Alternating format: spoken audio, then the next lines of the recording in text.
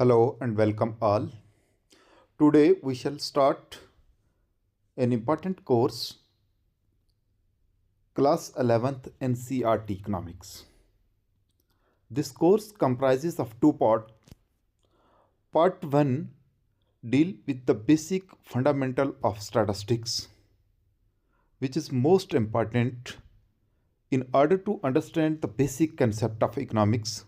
For example, average cost, marginal cost, average revenue, marginal revenue, also the relationship between price and demand, or we can say that the relationship between money supply and inflations, etc. And part second, which will familiar us some of the important issues facing the Indian economy and also the development policy adopted by the government of India since independence. In today's class, we shall start from the Indian Economic Development Unit First, Development Policy and Experience from 1947 to 1990. This unit comprises of two chapters. In chapter 1, we shall study the Indian economic on the eve of independence, meaning that what was the position of or what was the actual condition of Indian economy at the time of independence. यानी आज़ादी के time में हिंदुस्तान की माशियत या हिंदुस्तान की economy की क्या position थी।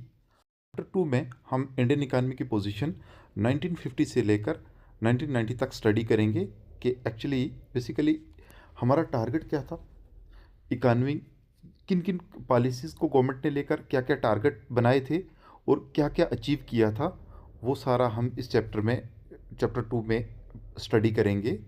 इससे पहले स्टार्ट करने से पहले मैं आपको एक इम्पॉर्टेंट कोट से शुरू करवाता हूँ जो कि एनसीईआरटी क्लास 11th की बुक में दी हुई है। चैप्टर 1 में स्टार्ट में ही इसको ऊपर कोट किया हुआ है। तो इसमें विक्टर अलेक्जेंडर वरिउस की एक इम्पॉर्टेंट कोट है जो कि उन्होंने 1894 में कहा था कि इंडिया कितनी इम्पॉर्टेंट पिलर है उनकी इकानमी के लिए। उन्होंने कहा था कि अगर हम इंडियन इकानमी का कोई पार्ट खो दें तो शायद हम इस चीज़ को सर्वाइव कर सकें, लेकिन अगर हम पूरी की पूरी इकानमी को खो देंगे तो हमारी इकानमी के लिए सर्वाइव करना मुश्किल हो जाएगा।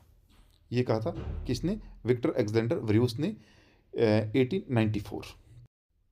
The basic objective of this book is to study the basic features of Indian economic development. Indian economic development के कुछ बेसिक फीचर्स को स्टडी करेंगे हम इस किताब में, इस बुक में।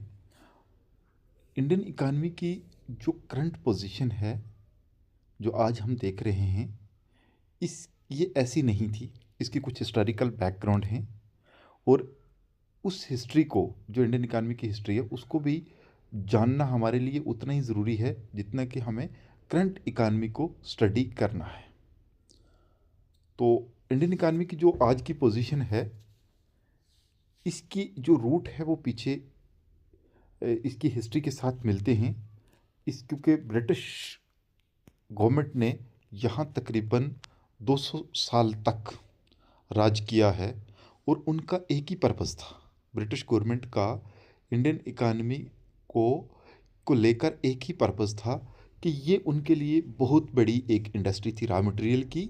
वो यहाँ से रॉ मटेरियल प्रोड्यूस करते थे और उसको वो अपने पर्पज़ के लिए ब्रिटेन में ले जाते थे और वहाँ से फिनिश्ड प्रोडक्ट को तैयार करके वापस इंडिया में ही आकर उसको सेल करते थे। इसी तरह से इकनॉमी के अंदर जितना भी इंफ्रास्ट्रक्चर ब्रिटिश गवर्नमेंट ने डेवलप किया था, उस वक्त जितना भी इंफ्रास्ट्रक्चर, फॉर एग्जांपल रेलवेज थी, रोड थी, वो उनने अपने पर्पज़ के लिए डेवलप किया था।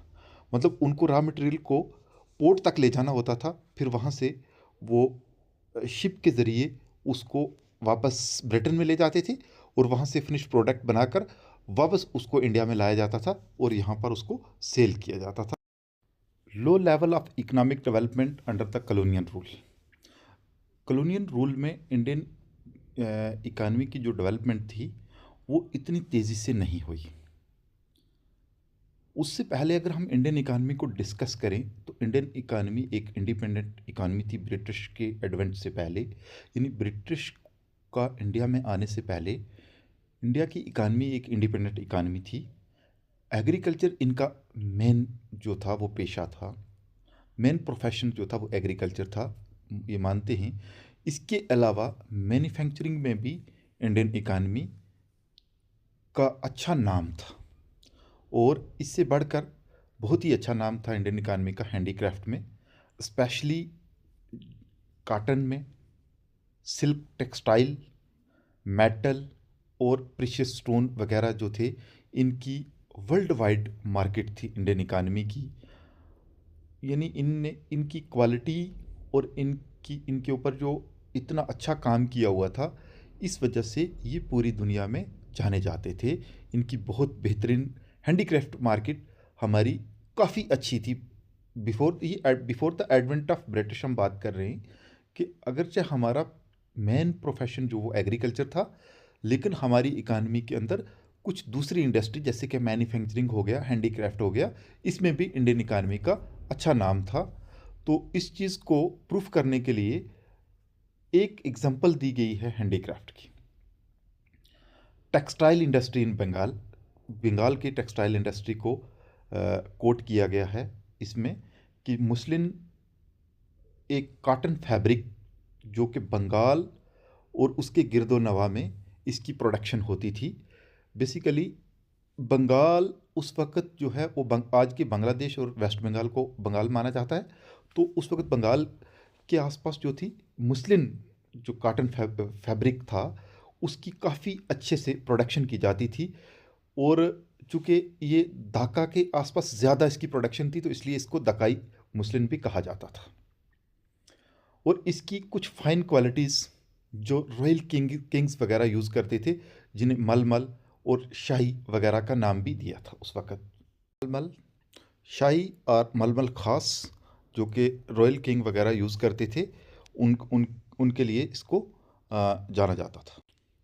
सो द ब्रिटिश गवर्नमेंट की जो इकोनॉमिक पॉलिसी थी इंडियन इकानमी को लेकर, वो उनकी जो ऐसी पॉलिसीज़ थी कि बेसिकली उन्होंने अपनी इकानमी को प्रोटेक्ट करना था और प्रमोट करना था।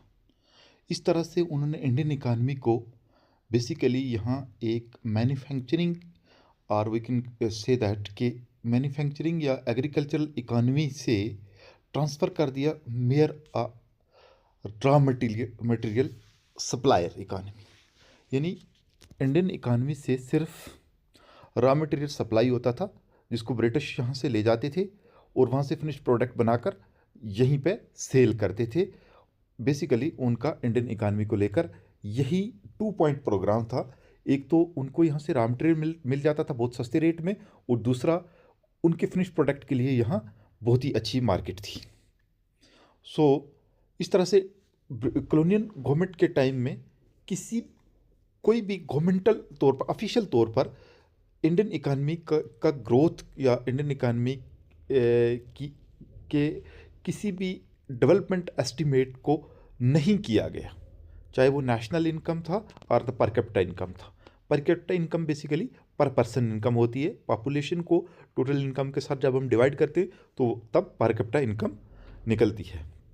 तो कुछ इंडिविजुअल्स यानी अपने लेवल पे कुछ इकोनॉमिस्ट ने जो है इस तरह के मेजर करने की कोशिश की कि हमारी इकानमी की ग्रोथ क्या है, कितने परसेंट है।